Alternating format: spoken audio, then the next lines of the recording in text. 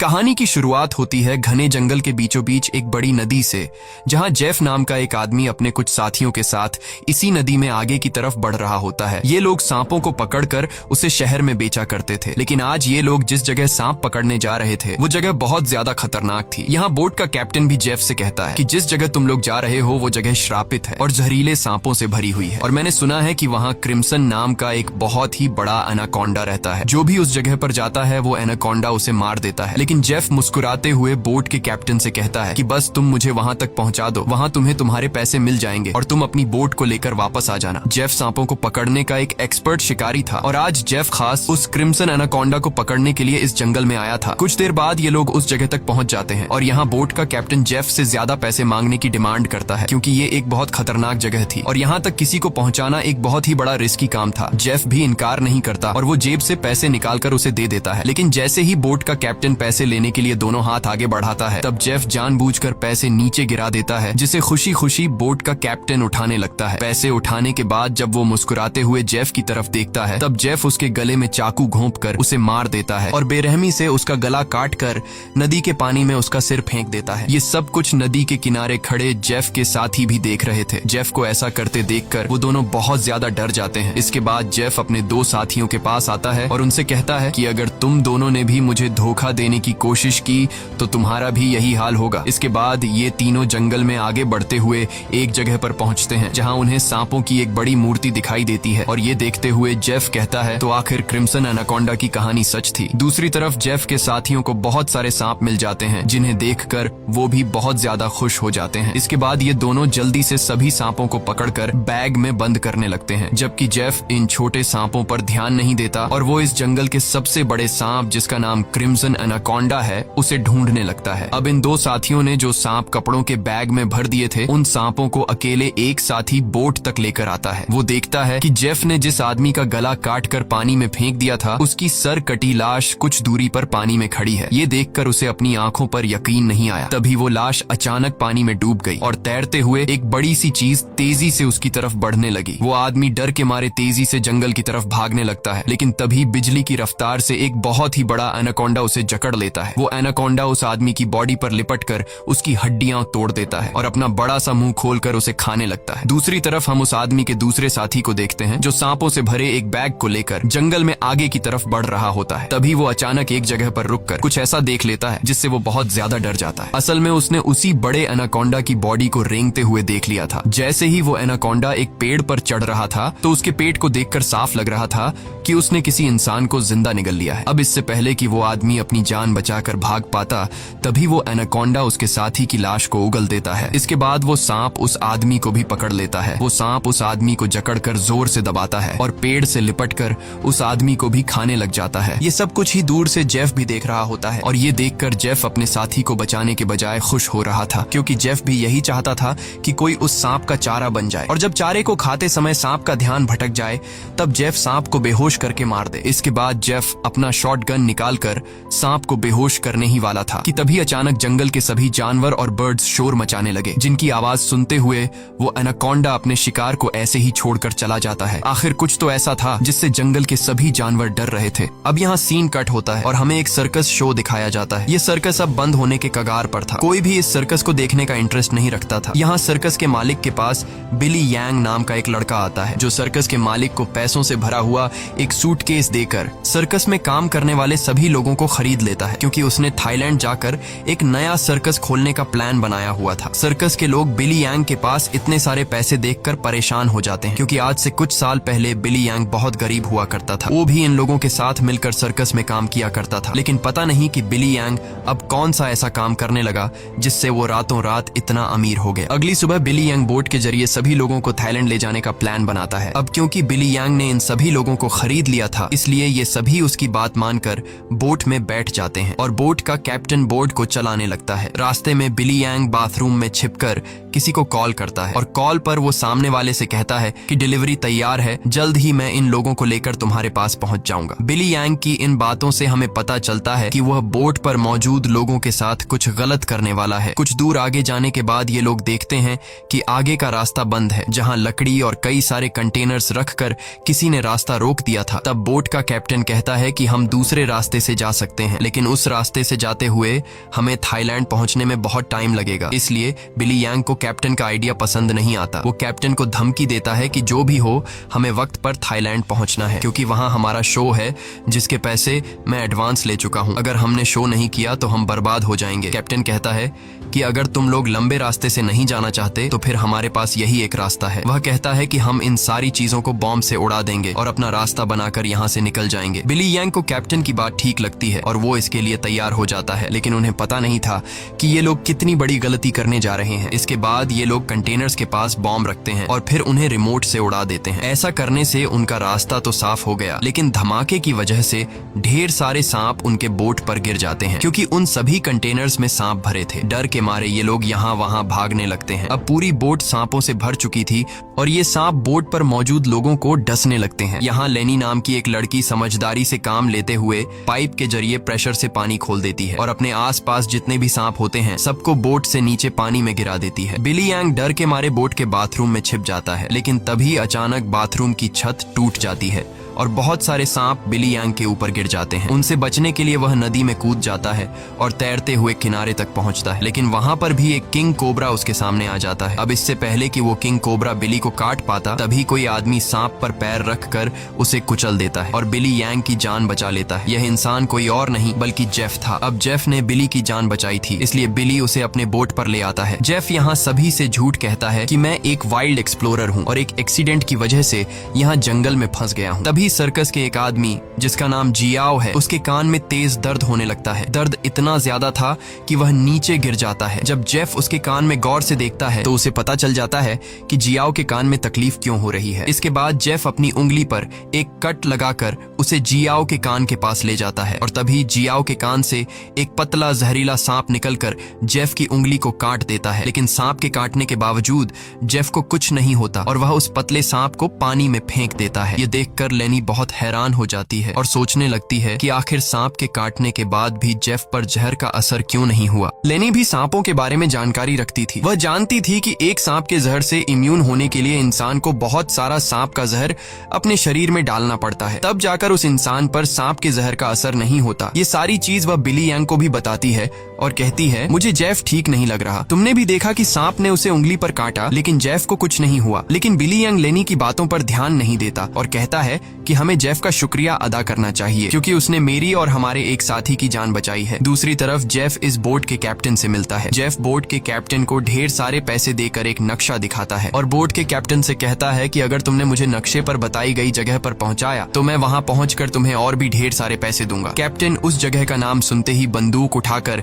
Jeff पर तान देता है। वह कहता है कि अगर दोबारा तुमने वहां जाने की बात की तो मैं तुम्हें गोली मार दूंगा। दरअसल कैप्टन भी उस जगह के बारे में जानता था कि वहां एक बहुत ही खतरनाक क्रिम्सन नाम का एनाकोंडा रहता है। यह सुनकर जेफ वहां से चला जाता है। कैप्टन बोट में बैठकर मछलियां पकड़ने लगता है, लेकिन तभी हम देखते हैं कि कैप्टन जिस फिशिंग रॉड से मछलियां पकड़ रहा था वह फिशिंग रॉड नीचे से कोई जोर से खींचता है, जिसकी वजह से वह फिशिंग रॉड कैप्टन के हाथ से छूटकर नीचे गिर जाती है। अब कैप्टन उस फिशिंग रॉड को उठाने के लिए नीचे झुकता है, लेकिन तभी उसे कोई पानी में नीचे खींच लेता है। दरअसल कैप्टन को किसी और ने नहीं बल्कि जेफ ने पानी में नीचे खींचा था। कैप्टन को मारने के बाद जेफ कैप्टन की बॉडी को उस जंगल में मौजूद एनाकोंडा को बुलाने के लिए चारे के तौर पर इस्तेमाल करता है। कुछ देर बाद सभी कैप्टन को ढूंढने लगते हैं, लेकिन बोट का कैप्टन उन लोगों को कहीं पर भी नहीं मिलता। लेनी को जेफ पर शक होने लगता है कि कहीं जेफ ने उसे मार तो नहीं दिया। वह जेफ से पूछती है कि कैप्टन कहाँ है, लेकिन जेफ कहता है कि मुझे कैप्टन के बारे में कुछ भी नहीं पता। वह यह भी कहता है कि यह जंगल है, यहाँ इंसानों का गायब होना आम बात है। तभी अचानक पूरे जंगल में एक अजीब सा शोर छा जाता है। जंगल के सभी परिंदे और जानवर शोर मचाकर भागने लगते हैं। तभी एकदम से उन सबको पानी में कुछ अजीब सी हलचल सुनाई देती है। एक साथी कहता है कि यह आवाज कैसी है। तब जेफ खुश होकर कहता है कि कुछ बड़ा आने वाला है। जेफ की खुशी से ये साफ जाहिर हो रहा था कि जैसे वह इस आने वाले खतरे का इंतजार कर रहा था। तभी हम देखते हैं कि नदी की गहराई में एक बहुत ही बड़ा एनाकोंडा जेफ के लगाए जाल की तरफ बढ़ रहा है। जेफ का लगाया हुआ फिशिंग रॉड जोरों से नीचे की तरफ खींचता है। अब जेफ एनाकोंडा को पकड़ने के लिए फिशिंग रॉड को पकड़ने की कोशिश करता है, लेकिन वह एनाकोंडा इतनी आसानी से जेफ के जाल में कहां फंसने वाला था। तभी वह एनाकोंडा उनके सामने आ जाता है। यह वह एनाकोंडा आकार में बहुत बड़ा और बेहद डरावना था, जिसे देखकर सबके गले में सांसें अटक जाती हैं। जेफ ने जो फिशिंग रॉड की रस्सी पकड़ी हुई थी, एनाकोंडा उस रस्सी को जोर से खींचता है, जिससे जेफ नीचे पानी में गिर जाता है। वह एनाकोंडा जेफ को पानी में इधर उधर पटकने लगता है, लेकिन जेफ इतनी आसानी से हार मानने वाला नहीं था। वह खुद को बचाने के लिए तैरते हुए उसी नदी में मौजूद एक छोटी बोट पर चढ़ जाता है और एनाकोंडा को पकड़ने वाले जाल की रस्सी को उसी बोट से बांध लेता है। अब वह बोट पर खड़े होकर एक नुकीले औजार से उस एनाकोंडा पर वार करता है, लेकिन उस वार से एनाकोंडा पर कुछ ज्यादा असर नहीं होता। एनाकोंडा जेफ को पकड़ लेता है। वह एनाकोंडा जेफ के साथ साथ उस बोट के ऊपर लिपटकर नीचे पानी में डुबो देता है। दूर खड़े ये लोग यह सब कुछ देख रहे थे और उन्हें लगता है कि जेफ मारा गया, लेकिन अगले ही पल जेफ तैरता हुआ पीछे से वापस बोट में आ जाता है। ये देखकर सभी लोग हैरान रह जाते हैं। अब जेफ फिर से पानी में एनाकोंडा ढूंढने लगता है, लेकिन उसे नहीं पता था कि एनाकोंडा अब पानी में नहीं बल्कि उसके पीछे बोट की छत पर है। एनाकोंडा सबके सामने अपने मुंह से कैप्टन की बॉडी को उगल देता है। ये देखकर बोट पर सभी लोग बहुत डर जाते हैं। ये लोग एनाकोंडा से खुद को बचाने के लिए इधर उधर भागने लगते हैं। वह एनाकोंडा कमरे में बंद सर्कस के 2 साथियों को मारने ही वाला था कि तब भी पीछे से जेफ हाथ में एक नुकीला औजार लिए एनाकोंडा पर हमला कर देता है, जिससे एनाकोंडा और भी ज्यादा गुस्सा हो जाता है और अब एनाकोंडा जेफ की तरफ बढ़ने लगता है। लेकिन जेफ एनाकोंडा से खुद को बचाते हुए उससे छिप जाता है, मगर एनाकोंडा भी जेफ का पीछा नहीं छोड़ता। वह जेफ को ढूंढने के लिए बोट के अंदर घुस जाता है, जहां बोट के अंदर सर्कस के बाकी लोग भी छिपे हुए थे। लकीली एनाकोंडा बिली और डायना को देख नहीं पाता। वह उनके ऊपर से रेंगते हुए खिड़की से होकर बोट से बाहर निकल जाता है। ये सभी लोग बोट के कोने कोने में छिपे हुए थे। एनाकोंडा इन लोगों को ढूंढते हुए जब बाथरूम की तरफ जाता है तो वह एक बच्चे और जियाओ को देखता है। एनाकोंडा तुरंत उन दोनों पर हमला कर देता है, लेकिन यह दोनों खुद को बचाते हुए वहां से निकल जाते हैं। अब उनके पास लेनी भी पहुंच जाती है। जैसे ही एनाकोंडा लेनी पर हमला करता है, तब जियाओ समझदारी से काम लेते हुए एनाकोंडा के सिर के आगे एक मटका लाता है, जिससे एनाकोंडा का सिर मटके के अंदर फंस जाता है। मटके से अपना सिर निकालने के लिए एनाकोंडा तड़पने लगता है और इसी हलचल में यहाँ पर केरोसिन ऑयल का गैलन गिर जाता है। एनाकोंडा अपने सिर से मटके को निकालने के लिए पूरी तरह से बेकाबू हो जाता है। वह यहाँ वहां खुद को मारता है और आखिर में वह अपने सिर को बोट से पटक कर मटके को तोड़ देता है, जिससे उसका सिर आजाद हो जाता है। लेकिन आजाद होते ही पीछे से जेफ एनाकोंडा के गले में रस्सी का फंदा डाल देता है। इससे पहले कि जेफ उस एनाकोंडा को पकड़ पाता, तभी नीचे केरोसिन ऑयल गिरने की वजह से बोट में आग लग जाती है और आग धीरे धीरे बढ़ते हुए बोट में रखे बमों तक पहुंच जाती है, जिससे बोट में ब्लास्ट होने लगते हैं। तभी बोट में एक बहुत ही बड़ा ब्लास्ट होता है। अब बोट पर मौजूद सभी लोग खुद को बचाने के लिए पानी में कूद जाते हैं, लेकिन जेफ ने एनाकोंडा के गले में रस्सी बांधी थी, जिस वजह से वो भाग नहीं पाता और आग में जलकर मर जाता है। ये लोग जैसे तैसे तैरते हुए नदी के किनारे तक पहुंच जाते हैं। जहाज को जलता देखकर बिली यांग रोने लगता है। वह इस वजह से रोता है कि ये लोग अब समय पर थाईलैंड नहीं पहुंच पाएंगे। सर्कस के बाकी लोग बहुत ज्यादा डरे हुए थे, क्योंकि ये सभी जंगल के बीचों बीच थे और अब उनके पास वापस जाने के लिए बोट भी नहीं था। लेनी समझ चुकी थी कि इन सब का जिम्मेदार जेफ है। उसने इनके जहाज को एक जाल के तौर पर इस्तेमाल किया। वह जेफ से कहती है, अगर तुमने ऐसा न किया होता तो यह इतना बड़ा खतरा हम पर न आता। जेफ जवाब में कहता है कि तुम लोग जानते भी हो कि इस एक एनाकोंडा की कीमत कितनी है। अगर तुम लोगों ने इसे पकड़ने में मेरा साथ दिया होता तो आज हम सब करोड़पति होते। पैसों का नाम सुनते ही बिली यांग की आंखें चमक उठती हैं। वह थाईलैंड जाने का प्लान कैंसिल कर देता है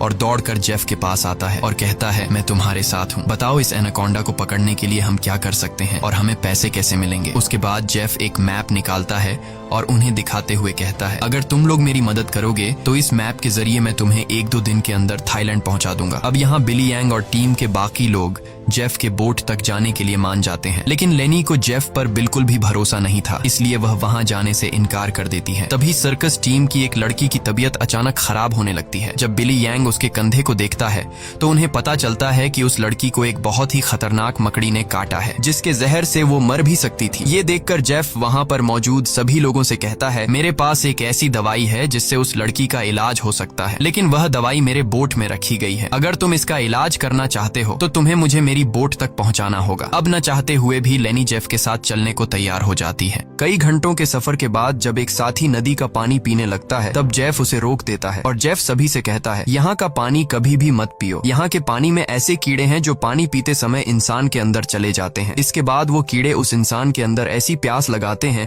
कि वो पानी पीते पीते खुद को नदी में डुबाकर मार देता है। रास्ते में इन लोगों को भूख लग जाती है। तब जेफ पास के पत्थरों से एक सांप पकड़ता है और फिर ये लोग सांप का जहर निकालकर उसे पकाते हैं और उसे खाकर गुजारा करते हैं। इसके बाद ये लोग फिर से अपना सफर जारी रखते हैं। कुछ देर बाद रात हो जाती है। रात को ये लोग पहाड़ के एक सुरंग में रुकते हैं जहाँ ये लोग आग जलाते हैं और जेफ साइड पर बैठा अपनी मैप पर बने हुए एनाकोंडा को देख रहा था। जेफ उस समय के बारे में सोचता है जब वो एनाकोंडा उसके सामने आया था। वो एनाकोंडा जेफ को मारने ही वाला था, लेकिन जेफ समझदारी से काम लेते हुए एक लकड़ी की बॉक्स में खुद को छुपा देता है। वो बॉक्स एक ढलान में रखी हुई थी, इसलिए जेफ बॉक्स को धक्का देकर रगड़ते हुए नीचे नदी तक पहुंच जाता है। अब जेफ इस बॉक्स से खुद को निकालने की कोशिश तो करता है, लेकिन बदकिस्मती से जेफ उस बॉक्स में हमेशा के लिए बंद हो गया और काफी समय तक जेफ उसी बॉक्स में फंसा रहा। इसके बाद ये लोग आते हैं। इन लोगों ने रास्ता खोलने के लिए डायनामाइट लगाकर कंटेनर तोड़ दिए, जिसमें से जेफ बाहर निकल गया और उनके साथ मिल गया। सीन फिर से प्रेजेंट में आता है जहाँ जेफ इस मैप को देख रहा था। तभी बिली यांग उसके पास आता है और कहता है, तुम उसी एनाकोंडा को पकड़ना चाहते हो ना? जेफ कहता है, हाँ, ये एक बहुत ही बड़ा एनाकोंडा है, एक ऐसा एनाकोंडा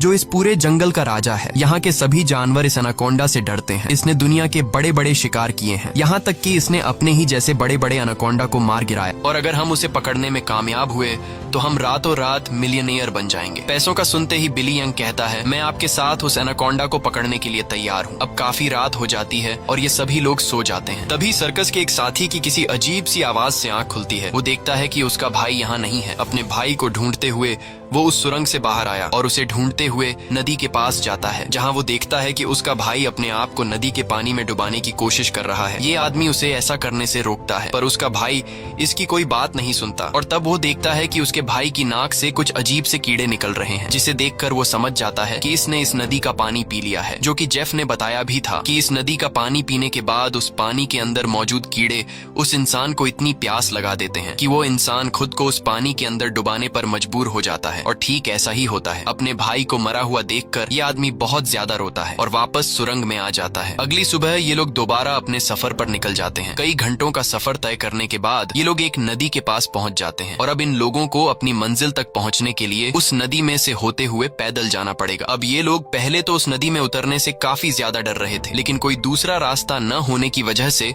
मजबूरन इन लोगों को उस नदी में उतरना पड़ता है। थोड़ा ही आगे जाने के बाद अचानक एक लड़का नीचे की तरफ इशारा करता है और हम देखते हैं कि इन लोगों को एक बड़े एनाकोंडा ने चारों तरफ से घेर लिया है। इनका एक साथी जिसका भाई रात को ही मरा था, वह डर के मारे सबके पीछे आ रहा था, लेकिन तभी पीछे से एक बड़ा एनाकोंडा उस पर हमला कर देता है और उसे बुरी तरह से जकड़ लेता है। लेनी उसकी मदद करने के लिए आगे बढ़ती है, पर वह ज्यादा कुछ नहीं कर पाती क्योंकि उसके पहुंचने से पहले ही एनाकोंडा उस आदमी की हड्डियों को तोड़ चुका था और फिर वह एनाकोंडा उस आदमी को अपने साथ पानी में डुबा देता है। अब ये लोग अपनी जान बचाने के लिए नदी में आगे की तरफ भागने लगते हैं। कुछ देर बाद आखिर ये सब लोग जेफ की बोट तक पहुंच जाते हैं, जहां जेफ अपने वादे के मुताबिक उन लोगों को उस लड़की के लिए एंटीडोट दे देता है जिसे कंधे पर जहरीली मकड़ी ने काटा था। अब यहाँ से थाईलैंड की जमीन भी काफी करीब थी और ये सभी थाईलैंड जाने के लिए निकलते हैं, लेकिन तभी जेफ उन लोगों को रोक देता है। दरअसल जेफ इसलिए इन लोगों को इस जगह पर लाया था ताकि वो इन लोगों को चारे की तरह इस्तेमाल कर सके। जेफ उन सब लोगों से कहता है कि मैं तुम सब लोगों को वादे के मुताबिक सही सलामत यहाँ तक ले आया हूँ, लेकिन अब तुम लोगों को भी अपना वादा पूरा करना होगा, तुम्हें मेरी मदद करनी होगी। तब वो छोटा बच्चा जेफ से कहता है कि अगर तो तुम्हारी ये मदद उस एनाकोंडा से जुड़ी है तो हम तुम्हारी कोई मदद नहीं करेंगे। इनकी ये बातें सुनते ही जेफ अपनी बंदूक निकाल लेता है और बिली यांग भी चाकू निकालकर उसका साथ देने लगता है। बिली यांग सभी से कहता है कि जेफ जो भी कह रहा है तुम्हें उसकी बात माननी चाहिए। यहाँ लेनी कहती है कि तुम लोग पागल तो नहीं हो गए हो, उस एनाकोंडा को पकड़ना बहुत मुश्किल है, क्यों तुम लोग अपनी जान से हाथ धोना चाहते हो? जेफ कहता है, हाँ तुम ठीक कह रही हो, उस एनाकोंडा को पकड़ना मुश्किल तो है पर नामुमकिन नहीं, क्योंकि उस एनाकोंडा को खाते हुए जब उसका ध्यान भटक जाए तब उसे पकड़ा जा सकता है। उसके बाद बिली यांग और जेफ सर्कस टीम के 2 लोगों को रस्सी से बांधकर सांप का चारा बनाते हैं। वह बच्चा बिली यांग से कहता है, तुम ऐसा क्यों कर रहे हो? सोचो अगर हम लोग मर गए तो तुम्हारी सर्कस में कौन परफॉर्म करेगा? ये सुनकर बिली यांग जोर जोर से हंसने लगता है और उस बच्चे से कहता है कि क्या तुम लोगों ने कभी सोचा नहीं कि मैं इतनी जल्दी कुछ ही सालों में इतना अमीर कैसे हुआ? अरे पागलो, मैं तुम लोगों को थाईलैंड में सर्कस के लिए थोड़ी लेके जा रहा था। मैं तो तुम्हारी बॉडी के ऑर्गन्स को बेचकर बहुत सारा पैसा कमाने वाला था और यही मेरा बिजनेस है, लेकिन अब देखो मैंने अपना प्लान चेंज कर दिया। अब मैं जेफ के साथ मिल गया हूँ क्योंकि मैं जानता हूँ कि तुम्हारे बॉडी पार्ट्स से भी ज्यादा पैसे मुझे ये एनाकोंडा दे सकता है।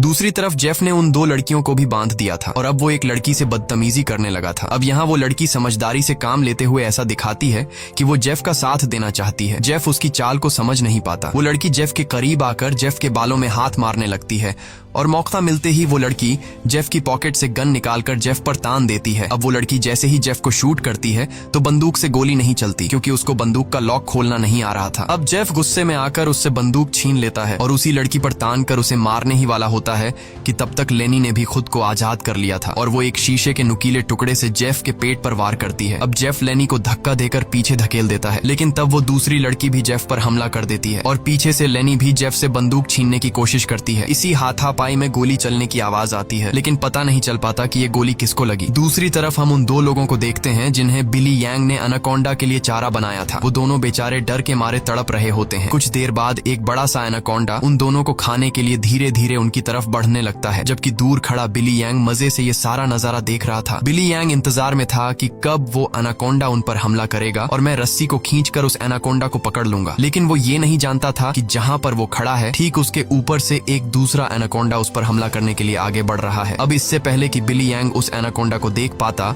वो एनाकोंडा उसके काफी करीब पहुंच जाता है और वो एनाकोंडा बिली यांग पर हमला करके उसे अपने साथ उठाकर ले जाता है। और तब बिली यांग के हाथ से रस्सी छूट जाती है, जिससे एनाकोंडा का चारा बने हुए दो लोगों को जाल कवर कर लेता है, जिससे उनकी जान बच जाती है। दूसरी तरफ जेफ उस लड़की को मारने की कोशिश करता है, लेकिन लेनी पीछे से आकर जेफ को एक बड़ी लकड़ी से सिर पर मारकर बेहोश कर देती है। जेफ के बेहोश होते ही ये दोनों भागते हुए अपने दो साथियों के पास पहुंच जाती हैं और उन्हें जाल से आजाद कर लेती हैं। लेकिन बदकिस्मती से जेफ को होश आ गया था और वो उनकी तरफ बढ़ने लगा, लेकिन तभी एक बड़ा सा एनाकोंडा आकर जेफ को ले जाता है। ये लोग अब जल्दी से यहाँ से निकलने की तैयारी करते हैं, लेकिन उनकी एक साथी चलने के लायक नहीं थी, क्योंकि जेफ और उन लड़कियों के बीच हाथापाई के दौरान जो गोली चली थी वो गोली उस लड़की को लगी थी। कुछ देर बाद वो लड़की उनकी नजरों के सामने दम तोड़ देती है। अब बचे हुए तीन लोग अपनी जान बचाने के लिए जेफ की बोट में बैठकर नदी से होते हुए यहाँ से निकलने लगते हैं, लेकिन तभी पीछे से जियाओ को कोई चीज लगती है। जब वो कंधे से उस चीज को उतार कर देखता है तो उसे पता चलता है कि ये एक बेहोशी वाला इंजेक्शन है। कुछ ही सेकंड बाद जियाओ बेहोश हो जाता है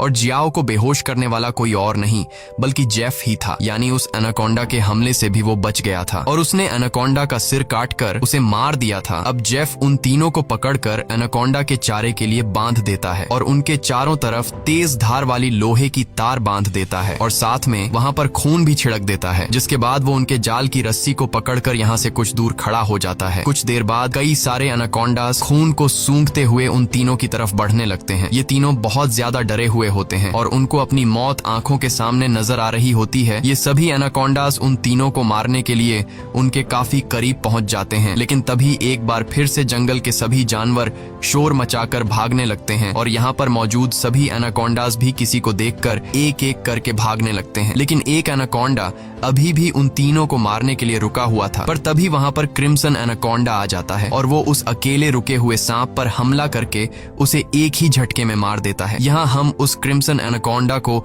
अच्छी तरह से देख पाते हैं, जो साइज में बहुत ही ज्यादा बड़ा और खतरनाक था, जिसे देखकर ये तीनों बहुत ज्यादा डर जाते हैं। लेकिन दूर खड़ा जेफ क्रिम्सन एनाकोंडा को देखकर बहुत खुश होता है। वो एनाकोंडा उन तीनों से लिपटकर अपना बड़ा सा मुंह खोलकर उन तीनों को खाने ही वाला था कि तभी जेफ जाल की रस्सी छोड़ देता है, जिसमें वो एनाकोंडा फंस जाता है। ये एनाकोंडा अपने आप को छुड़ाने के लिए तड़पने लगता है। वो काफी जोर लगाकर खुद को आजाद करने की कोशिश करता है, लेकिन जब वो आजाद नहीं हो पाता तब वो अपने तेज नुकीले दांतों से जाल की रस्सी काटकर खुद को आजाद कर लेता है। लेकिन अभी भी जाल की रस्सी उसके बॉडी में फंसी हुई थी, इसलिए जेफ रस्सी को मजबूती से पकड़कर उसे पकड़ने की कोशिश करता है, पर जेफ एनाकोंडा की ताकत का मुकाबला कहाँ कर सकता था। जेफ उसे पकड़ने की कोशिश में दो पेड़ों के बीच फंस जाता है और अब वो उन पेड़ों से बाहर निकल नहीं पाता और मौके का फायदा उठाते हुए वो क्रिम्सन एनाकोंडा जेफ की तरफ बढ़ने लगता है और जेफ को पकड़कर बुरी तरह से जकड़ने लगता है। ये तीन लोग भी अपनी आंखों से ये सारा नजारा देख रहे थे और डर के मारे जल्दी से खुद को छुड़ाने की कोशिश करते हैं,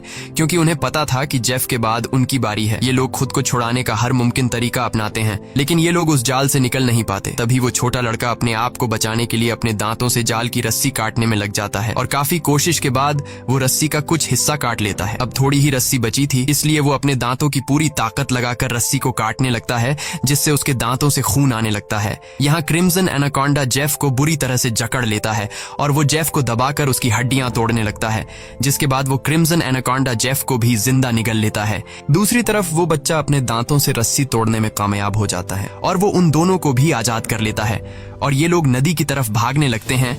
लेकिन जेफ को मारने के बाद अब वो क्रिम्सन एनाकोंडा उनके पीछे पड़ जाता है। ये दोनों एक पेड़ के पीछे छिप जाते हैं, जबकि वो बच्चा एक लकड़ी के बॉक्स के अंदर खुद को छिपा लेता है। पर एनाकोंडा उसे देख लेता है और अब वो एनाकोंडा धीरे धीरे उस बच्चे की तरफ बढ़ने लगता है।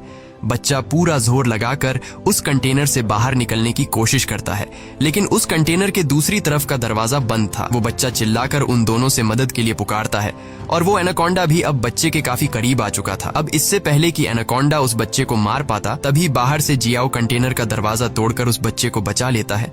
अब ये तीनों फिर से अपनी जान बचाने के लिए एनाकोंडा से भागने लगते हैं, लेकिन ये पूरा जंगल उसी एनाकोंडा का था। इस जंगल में होते हुए ये लोग उससे बचकर नहीं जा सकते थे, इसलिए ये लोग एक पेड़ के पीछे छिप जाते हैं। पर तभी कुछ दूरी पर वो एनाकोंडा उन्हें देख लेता है। उन्हें देखते ही वो एनाकोंडा तेजी से उनकी तरफ आने लगता है। ये लोग खड़े होकर अपनी मौत का इंतजार करने लगते हैं, क्योंकि ये लोग जान चुके थे कि अब उनकी जान नहीं बच पाएगी। पर जैसे ही वो एनाकोंडा अपना बड़ा मुंह खोलकर उन पर हमला करता है, तभी एक मजबूत लोहे की नुकीली तार से उसका सिर बीच से कट जाता है। ये नुकीली तार असल में जेफ ने बिछाई थी, जिससे क्रिम्सन एनाकोंडा का खात्मा हो जाता है। ये लोग यकीन नहीं करते कि उनकी जान बच गई और ये लोग काफी देर तक उसकी बॉडी को देखते रहते हैं और फाइनली ये लोग जल्दी से उस जंगल को छोड़कर यहाँ से निकल जाते हैं। इसी के साथ ये कहानी खत्म हो जाती है। अगर आपको ये वीडियो अच्छी लगी हो तो हमारे चैनल को सब्सक्राइब और वीडियो को लाइक जरूर कीजिएगा।